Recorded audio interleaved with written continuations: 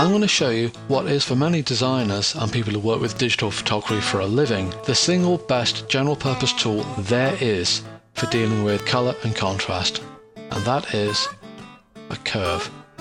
Alright, we've got two types here, the RGB curve, the luminance curve. I'm going to go for the luminance curve. And there it is, and as you can see, it's a straight line. So what's that all about? These are all your darkest tones down here. This is black, your black point. You go up this line here, go through all the mid-tones towards the lighter colours, the lighter values, and here is your white point. If I put a point in the middle, that's your mid-grey point. Well, still, okay, there's no curve there at the moment, but if I take this and I pull it up, right, see the straight line here? That's what all your colours used to be. Now, see this curve here? Everything's got lighter by, well, the mid-grey's got lighter by that amount.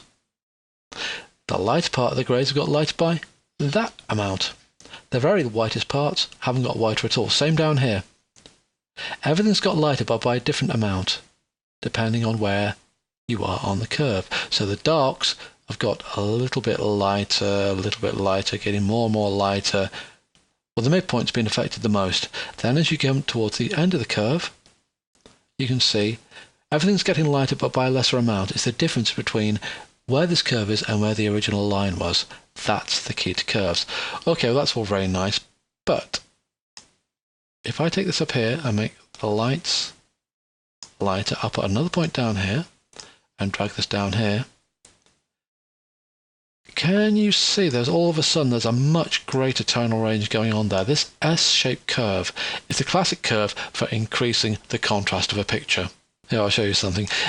Click on a point, drag it off to the side, get rid of it. Click and get rid of it. Okay, that's your light, that's your dark. If I take the dark and I move it up, and I take the light and move it down, okay, here's an important principle of curves.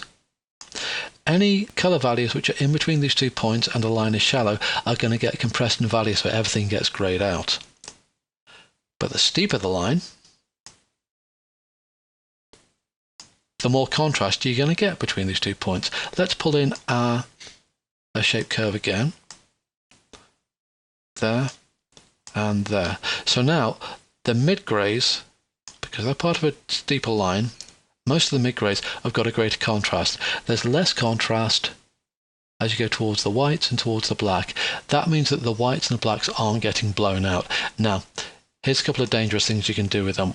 Basically, the more extreme your curve, the more you're going to affect the picture, sometimes in ways you don't really want. This is a flat point here. You really don't want that. You can see all those middle grey values have been compressed. Even worse is when you get something called a negative curve. That's where the curve goes down. That way, what was once a dark grey has now got lighter, and what was once a light grey has now got darker. So you're getting all this kind of negative image. You really don't want that. But the good thing about curves as well as having my S shape here, I might decide that I want to do something with these 2 darker greys here. So I'm going to put another point in the middle so that the lighter greys are less affected when I start pulling this bottom half of the curve around.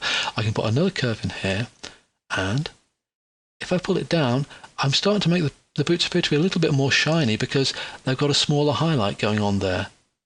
Similarly, if I start pulling it up, you can see that you're getting much more of a matte effect because there's a much broader highlight going on there.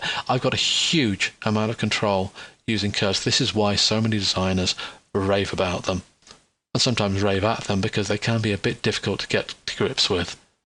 I hope you got something out of this video. If you did, maybe you consider clicking on one of the links below and check out my game called Disco Baby, which is on the iTunes Store or Android stores like Google Play.